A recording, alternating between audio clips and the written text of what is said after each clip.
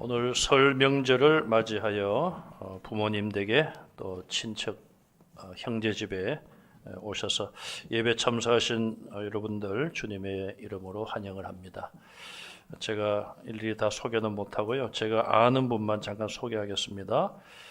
우리 저희 장인 장모님과 또 처남 가족이 오셨습니다. 강창무 장로님, 장인숙 권사님, 강신호 집사님, 최강숙 집사님, 그리고 강우석. 잠깐 서주시겠습니까? 예, 박수로 우리 한번 환영하겠습니다. 예, 감사합니다. 저희 본가나 처가 가족들이 이렇게 오셔서 예배 참석하시면은 제가 어석해집니다. 힘이 납니다. 그 말은 이렇게 기도로 늘 후원해 주시고 그래서 참 마음이 든든하다는 이야기입니다. 우리 어제 설을 지나셨는데 여러분 가정에 또 하나님의 은혜가 금년 남은 11개월 동안도 풍성한 은혜가 임하시기를 간절히 바랍니다. 신정 때 또 우리는 송구영신 예배 때 다 새해 복 많이 받으십시오 다 인사했는데 구정 때 또 새해 복 많이 받으십시오. 2살 먹는 것 같아요. 그 시간이 흐르는 속도가 연세하고 비례한다고 들었죠. 80이신 분들은 시속 80km. 요즘 그게 바뀌었답니다. 곱하기 2를 해야 된대요. 네, 그래서 70이신 분들은 140km. 우리나라에 140km 달릴 수 있는 도로가 없는데 그만큼 세월이 아주 빠릅니다. 오늘 아침에 8시에 시간이 일러서 또 이제 가족 중에 안 믿는 분들도 계시고 해서 어쩔 수 없이 오늘 발인 예배를 8시에 드렸어요. 606장 찬송에 보면은 며칠 후 요단강 건너가 만나리. 안 믿는 분들은 이게 무슨 말인지 몰라요. 왜 요단강을 건너가느냐. 그래서 제가 오늘 설명을 드렸는데요. 이스라엘 백성들이 애굽의 400년 노예 생활을 마치고 하나님이 모세를 세워서 그들을 이끌어내시잖아요. 광야에서 자그마치 40년 동안 그들이 방황을 합니다.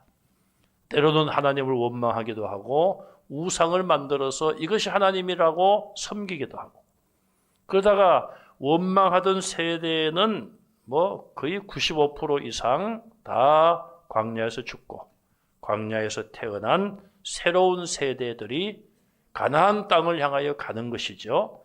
하나님께서 아브라함과 이삭과 야곱 그의 또 12아들에게 주시겠다고 맹세하신 가나안 땅으로 이스라엘 백성들을 모세가 이끌어가는 거예요. 모세는 가나안 땅을 밟지 못하고 죽었죠. 여호수아가 앞장서서 이끌어가는데 이제 요단강을 건너면은 가나안 땅이에요. 하나님의 약속의 땅입니다. 그래서 우리가 찬송을 며칠 후 요단강 건너가 만나리. 그 요단강은 지리적으로도 있는 강이지만 영적으로 보면은 인간의 육체의 죽음이다. 그렇게 해석할 수가 있어요. 자, 사람들이 이 세상을 살면서 20대가 지나고 취직을 하고 사업을 하고 30대 얼마나 바쁩니까? 40쯤 되어야지 자리를 잡는다고 볼 수 있어요. 그런데 40부터 약 40년, 건강한 생활은 약 40년, 길면은 50년. 그 시간이 지나면은 대부분 우리가 하나님께로 가죠. 그래서 이스라엘이 광야에 40년 보낸 것을 저는 그렇게 적용을 합니다. 우리 사람들이 어느 정도 생활 기반을 잡고 40세가 되든 50세가 되든 그때부터 약 40년이 지나면은 누구든지 죽음의 강을 건너 그 영혼은 하나님께 가서 안식을 누리다가 주님 재림하실 그날에 영혼과 흙으로 돌아간 육체가 다시 만나서 영생할 몸으로 천국에서 영원한 삶을 산다. 그것이 요단강을 건넌다는 의미예요. 며칠 후는 뭐냐? 며칠 후에 우리도 죽는다는 얘기냐? 제가 앞서 말씀드린 것처럼 세월이 너무너무 빠르잖아요. 제가 문산에 온 지가 20년 하고도 6개월이 되었어요. 뒤돌아보면은 며칠밖에 안 된 것 같아요. 20년 전의 일들도 생생하게 기억이 나요. 그럼 참 세월이 빨리 지나간다는 거예요.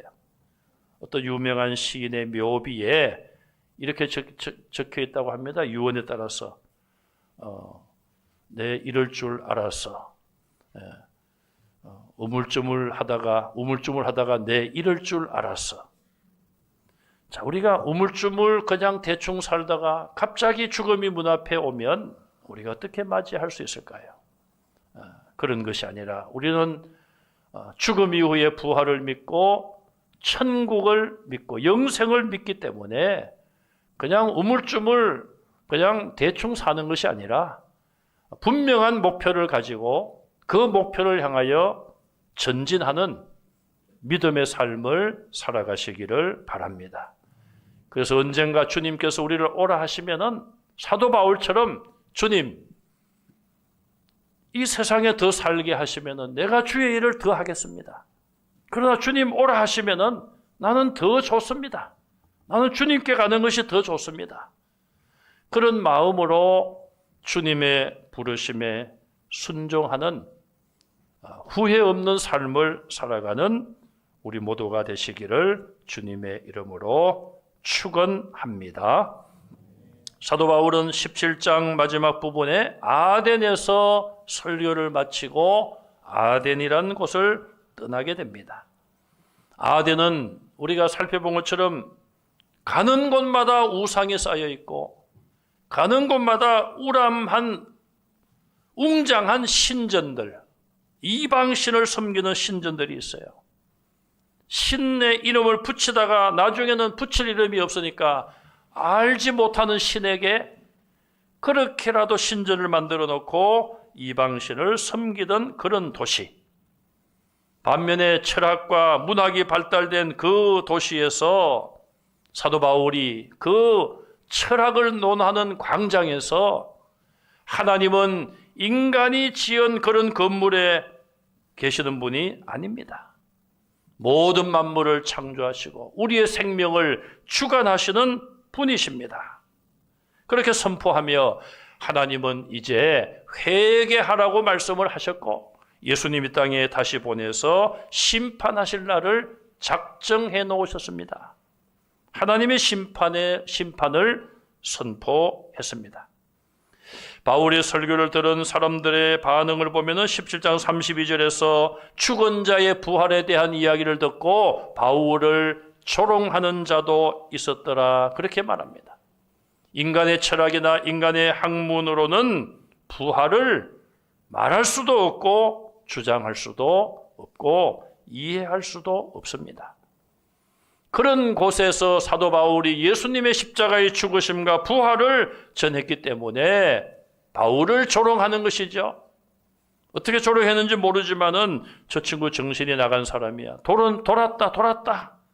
쉬운 말로 여러 가지 그런 조롱을 했습니다. 34절에 보면은 몇 사람이 바울을 가까이 하여 바울에게서 복음을 더 듣고 예수님을 믿게 되었습니다. 그 중에는 디오누시오라는 사람이 있고 다말이라고 하는 여성도 있습니다. 또 다른 사람들도 믿게 되었다. 이게 34절에 나오는 아테네에서의 바울이 전도하고 선교한 결과예요. 34절만 놓고 보면 바울이 아덴에서 전도하여 열매를 별로 거두지 못한 것처럼 여겨집니다. 그러나 성경에 나오지 않지만 그 당시 문헌들을 참조해서 보면 2세기 초대교회 복음 전도에 매우 중요한 역할을 했던 사람들 이름을 소개해드리면은 퍼블리우스, 콰트라투스, 아리스티데스, 아테나고라스. 자, 이런 많은 사람들이 그 당시에 교회의 감독이었어요. 지금으로 말하면 교회의 목회자들이었어요. 또 순교자들이 아덴 출신의 순교자들이 있었다. 그렇게 문헌은 증명을 하고 있습니다. 3세기에는 기독교가 많은 박해를 받고 있었지만 아덴에 있는 교회들은 안정적으로 전도에 힘쓸 수가 있었다고 합니다. 4세기에 와서 아덴에서 기독교 학자들, 지금으로 말하는 신학자들인 바실, 그레고리 이런 신학자들이 배출되기도 했다고 합니다. 사람들의 눈으로 볼 때는 뚜렷한 성과가 없어 보입니다. 그러나 하나님께서는 언젠가는 뿌려놓은 복음이 열매를 거두게 할 날이 있다는 것을 믿으시기 바랍니다. 선교사님들이 현지에서 어려움 중에 하나가 뭐냐 하면 파송교회나 후원하는 교회들이 너무 기대를 많이 가지고 금년에는 몇 사람 전도했습니까? 몇 사람 결실했습니까? 교회가 개척되었는데 그 성도들이 얼마나 부흥되었습니까? 그런 보고를 자꾸 요구하고 원한다는 거예요. 그래서 뭐 그런 경우가 별로 없겠습니다만은 어떤 경우에는 선물을 주면서 그때 날짜를 정해가지고 그 주일만 꼭 한번 오십시오. 그러면 선물 주고 오라고 하니까 가겠죠. 한국에서 방문을 하는 시간에 맞추어서 인원을 동원시키는 거죠. 그렇게까지 해서 눈에 보이는 성과를 보여준다는 것이 얼마나 참 잘못된 일입니까? 그래서 우리는 그런 것을 요구해서도 안 되는 것이고, 선교사님이 그런 고백을 하더라고요. 선교지, 어려운 선교지에서 한 사람에게 전도하여 결실하기까지가 너무나도 힘들다는 거예요. 그래서 저와 여러분들은 우리가 할 일은 무엇입니까? 디모데후서 4장 2절 바울의 말씀처럼 우리 한번 같이 읽겠습니다. 시작. 너는 말씀을 전파하라. 때를 얻든지 못 얻든지 항상 힘써라. 범사에 오래 참음과 가르침으로 경책하며 경계 권하라. 아멘. 너는 말씀을 전파하라. 때를 얻든지 못 얻든지 그랬어요. 인간의 생각으로는 내가 여기서 전도해봐야 열매가 없을 것 같다. 때가 되지 않은 것 같다. 이런 생각을 하고 낙심할 때가 있습니다. 사도 바울은 경험자 아닙니까? 수많은 경험을 했잖아요. 전도하면서. 성령께서 바울을 통하여 우리에게 주신 말씀은 때를 얻든지 못 얻든지 네가 판단하지 말라는 거예요. 사람이 판단해서 전도를 하고 하지 않고 그러지 말고 항상 복음을 전파하라. 항상 전도하기에 힘써라. 이 말씀처럼 저와 여러분들이 전도에 힘쓸 수 있기를 간절히 바랍니다. 앞서 말씀드린 4세기에 그 아테네 출신인 바실과 그레고리, 이들은 굉장한 역할을 했다고 합니다. 로마 황제가 기독교는 무식한 종교이며 백해무익한 종교다, 그렇게 기독교를 폄하하고 무시했다고 합니다. 그런데 이 바실과 그레고리와 같은 훌륭한 학자, 신학자들이 그 로마 황제의 마음을 되돌렸다는 거예요. 기독교는 절대 무식한 종교가 아닙니다. 백해무익한 종교가 아닙니다. 그래서 결국은 나중에 기독교가 로마의 국교로 인정을 받게 된 거예요. 바울이 아덴에 가서 전도했기 때문에 그 당시에는 큰 결실이 없어 보였지만 하나님은 때가 되어서 그가 뿌려놓은 복음의 씨앗이 열매를 맺게 하고 그 열매를 통하여 하나님의 크신 구원의 역사를 일으킨 것을 믿으시기 바랍니다. 자, 바울은 그렇게 철학의 도시 이제 아덴에서 전도를 마치고 고린도로 건너갔습니다. 고린도가 어떤 곳인지를 먼저 보겠습니다.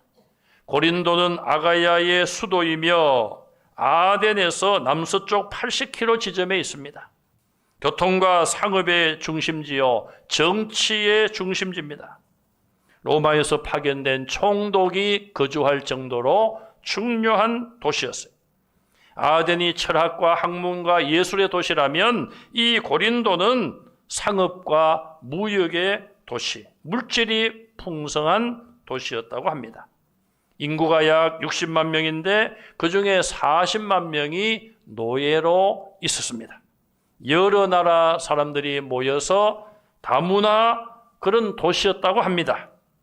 빈부격차가 심했고 부자들은 육신의 정욕에 눈이 어두웠고 사치했으며 부를 자랑하고 자기의 허세를 부리며 추한 행동을 일삼았다고 합니다. 그 당시 로마 제국에서 허영의 도시로 불릴 정도로 이 고린도는 매우 부패한 도시였어요. 성적으로 타락한 도시였습니다. 헬라의 다신교 그런 숭배가 있었고요. 사랑의 여신으로 불린 아프로디테 신전에는 무려 1000명에 달하는 매춘부들이 상주하고 있었다고 합니다. 그래서 고린도 사람 같이 된다 이 말은 사람이 매우 방탕하고 부패했다. 그런 의미로 쓰였다고 합니다. 창세기 19장에 보시면은 소돔성에 동성애가 있는 것이 나옵니다. 그래서 소돔에다가 소돔이라고 하는 단어가 거기서 나왔어요. 소돔이 하면은 동성애를 의미하는 단어예요. 고린도라는 이 말도 정말 부패의 상징, 성적인 타락을 상징하는 이름이 고린도였다는 것입니다. 자, 이런 지역에 지금 바울이 가서 복음을 전하게 되었습니다. 바울은 고린도에 와서 브리스길라와 아굴라 부부를 만나서 함께 일하며 복음을 전하는 일에 동력을 하고 있습니다. 브리스길라와 아굴라, 브리스길라는 브리스가라고도 말을 합니다. 이들은 원래는 로마에 살고 있었어요. 그런데 로마 교황이 유대인들은 로마를 떠나라, 그렇게 로마 황제가 명령을 내렸습니다. 왜냐하면 로마에 3만 명의 유대인들이 살고 있었는데 둘로 나뉘어졌습니다. 전통적인 유대인들은 예수님을 그리스도로 안 믿는 자들이에요. 또 유대인으로서 복음을 듣고 예수님을 그리스도로 믿는 성도가 된 유대인들이 있는 거예요. 이 둘 사이에 늘 충돌이 있어요. 예수님을 그리스도로 믿지 않는 자들이 주로 예수를 믿는 동족들을 핍박하고, 그러다 보니까 로마 시 안에서 늘 분쟁과 다툼이 일어나니까 로마의 황제가 유대인들은 다 떠나라, 그렇게 명령을 내렸어요. 그래서 브리스길라와 아굴라도 로마를 떠나 고린도로 왔고, 바울도 하나님의 인도를 따라 고린도에 왔습니다. 바울은 그들에 대한 이야기를 듣고 오늘 본문 2절 하반절에 그들에게로 갔습니다. 바울은 이처럼 모든 일에 적극적으로 사람을 만나고 함께 복음 전파를 한 것을 알 수가 있습니다. 더군다나 브리스길라와 아굴라의 생업, 그들은 천막 만드는 그런 일을 하면서 생계를 유지하고 있었어요.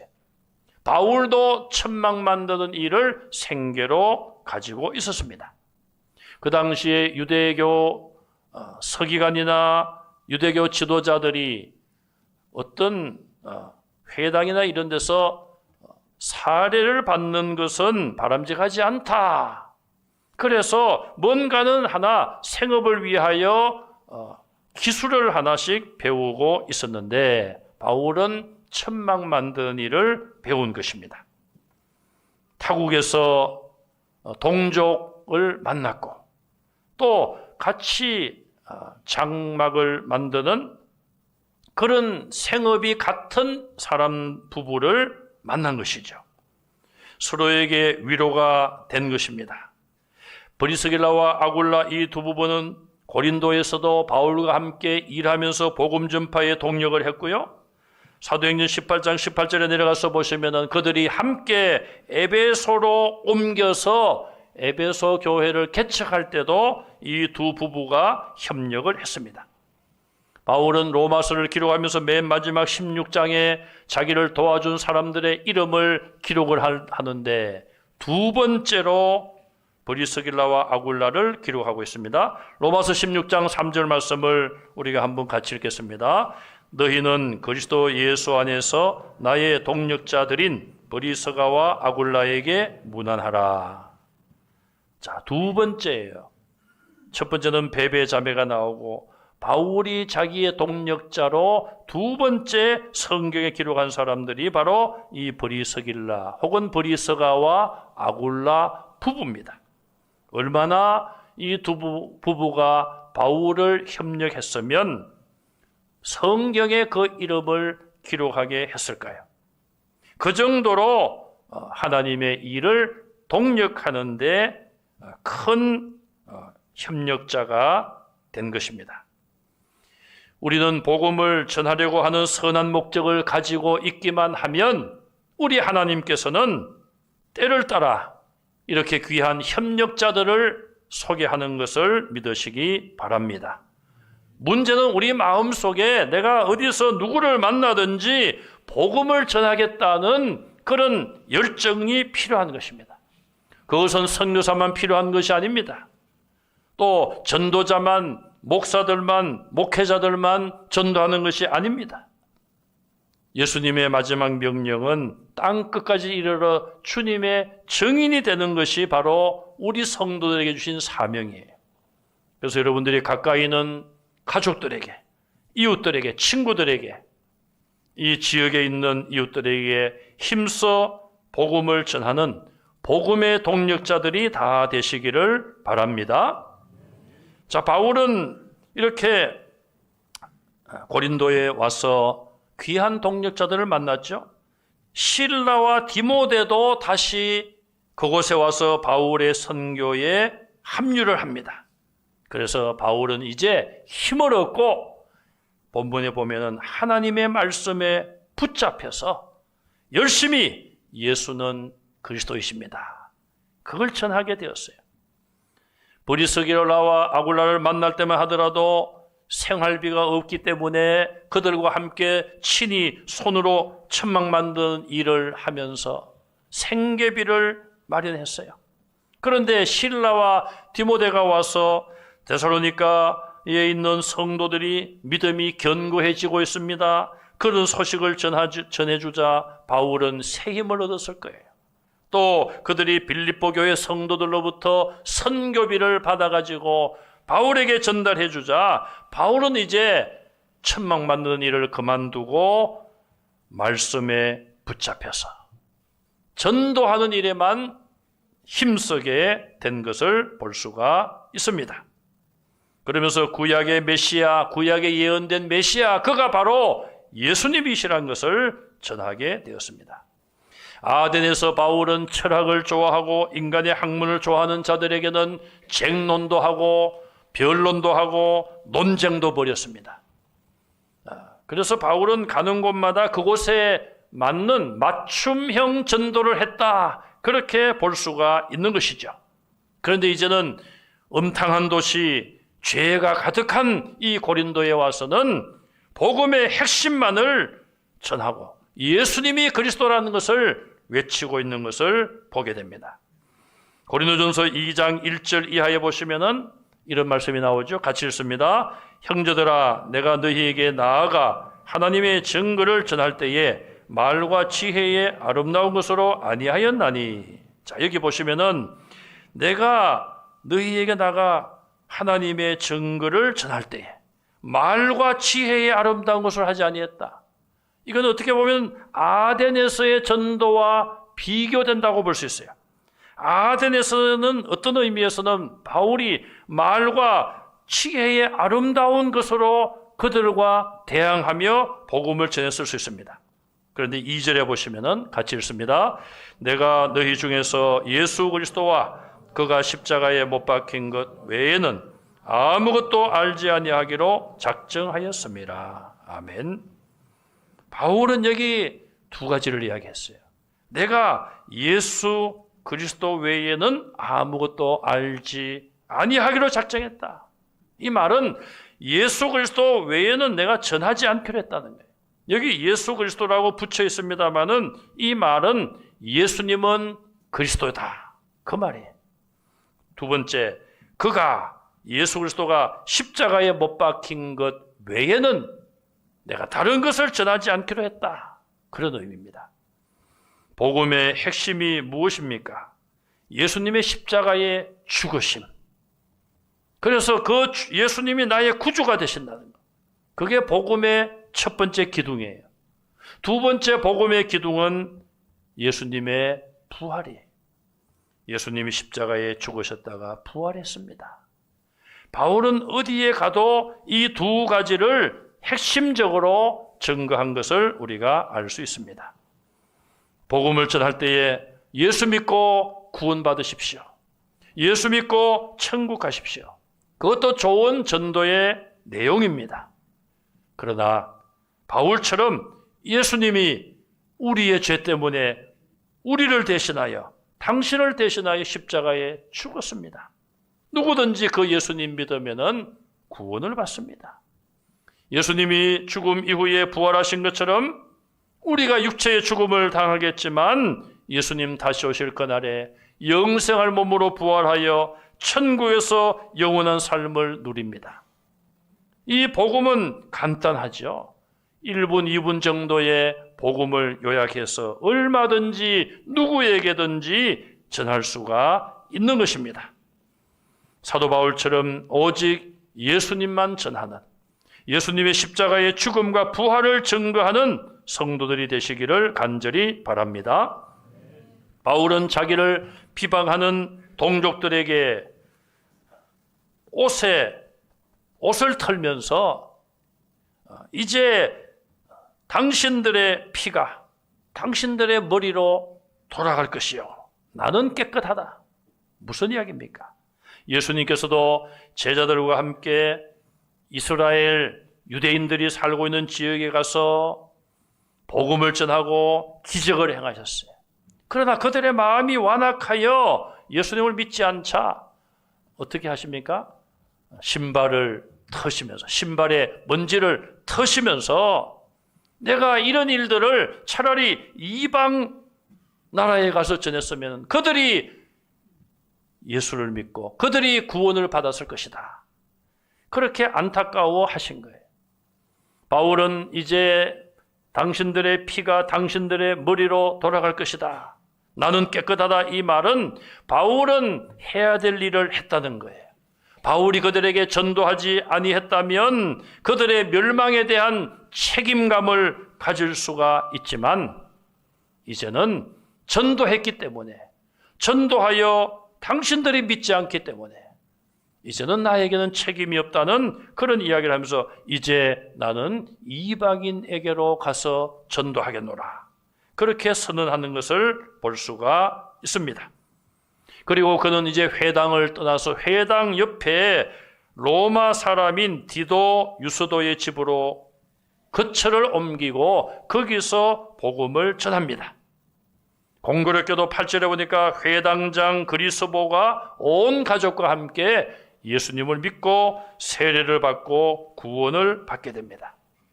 자, 이런 놀라운 일들이 그 죄악이 풍성한, 죄악으로 가득 찬 그 도시에 이런 구원의 역사들이 나타나게 된 거죠. 그런데 하나님께서 바울에게 환상을 보여주십니다. 하나님께서 환상을 통하여 주신 말씀이 본문에 나와 있습니다. 첫째는 두려워하지 말라. 자, 바울에게 주신 말씀, 두려워하지 말라. 바울이 그럼 뭘 두려워했을까요? 우리가 성경 말씀 고린도 전서 2장 3절 말씀을 한번 보겠습니다. 고린도 전서 2장 3절, 다섯 번째 성경 구절 보여주세요. 같이 한번 읽겠습니다. 고린도전서 2장 3절, 내가 너희 가운데 거할 때에 약하고 두려워하고 심히 떨었노라. 아멘. 심히 떨었노라. 바울이 고린도 교회 성도들에게 보낸 편지예요. 나중에 내가 너희 가운데 있을 때에 약하고 두려워하고 심히 떨었노라. 바울이 이렇게 약한 적이 별로 없었거든요. 담대했잖아요. 그런데 왜 약하고 두려워하고 떨었을까? 첫째 이유는 죄악이 풍성하고 가득 찬 그 도시에 복음을 전하여 믿는 사람들이 생겼습니다. 바울은 언젠가는 고린도를 떠나야 했습니다. 우리가 떠나고 나면 저들이 과연 이 죄로 가득한 이 도시에서 믿음을 유지할 수 있을까? 두려움이 있었다는 거예요. 두 번째, 자기 신변에 대한 두려움이 있었다는 것입니다. 마지막으로 하나님이 주신 사명이 너무나도 크게 느껴져서 두려웠다는 것입니다. 어쨌든 하나님께서 바울의 그런 상황을 아시고 두려워하지 말라. 두 번째, 침묵하지 말고 말하라. 이 말은 전도하라는 거예요. 복음을 전하라는 거예요. 침묵하지 말고 말하라. 여러분들도 침묵하지 말고 복음을 말하는 여러분들이 되시기를 간절히 바랍니다. 세 번째, 내가 너희와 함께 하기 때문에 아무도 너를 해칠 자가 없다. 하나님이 함께 하신다고 말씀했어요. 여호수아가 모세가 죽고 나서 이스라엘을 이끌어가야 할 중요한 책임을 맡았잖아요. 여호수아 1장에 하나님께서 말씀하십니다. 너는 강하고 담대하라. 두려워하지 말라. 내가 너와 함께 함이니라. 그 말씀에 여호수아가 용기를 얻고 위대한 모세를 이어서 이스라엘의 지도자의 사명을 감당했어요. 여러분, 세상은 너무나도 악한 세력들이 많고 유혹이 많으며 마귀의 역사가 많은 곳입니다. 사람을 통해서 마귀들은 역사하지 않습니까? 내 힘과 내 믿음 가지고는 이길 수가 없습니다. 내 힘과 내 믿음만이 아니라 하나님을 의지하시고 하나님이 나와 함께 하시고 그러므로 나는 모든 것을 이길 수 있다는 믿음을 가질 수 있기를 바랍니다. 요셉이 형들에게 팔려서 애굽의 종으로 팔려갔지 않습니까? 그리고 자기 일에 성실했을 뿐인데 누명을 뒤집어 쓰고 감옥에까지 들어가잖아요. 그러나 성경을 보시면은 하나님이 그와 함께 하심으로, 하나님이 요셉과 함께 하심으로 그가 어디로 가든지 무슨 일을 하든지 형통하더라. 오늘 세상은 너무나도 무섭고 우리의 힘으로 이길 수 없는 그런 일들이 많지만 하나님이 나와 함께 하심을 믿으시고 하나님의 능력으로 모든 것을 이겨내시기를 간절히 바랍니다. 너를 해칠 자가 없느니라. 그 누가 나를 해치려고 덤빈다 할지라도 하나님이 다 알고 계시고 하나님이 보고 계시고 하나님이 때로는 천사를 보내서라도 막아주시고 지켜주심을 믿으시기 바랍니다. 마지막으로 하나님 주신 말씀은 이 성에 내 백성이 많다. 이 말은 무슨 이야기입니까? 바울이 이제 전도를 어느 정도 하고 열매가 있으면 또 다른 지역으로 갈 수 있는 거예요.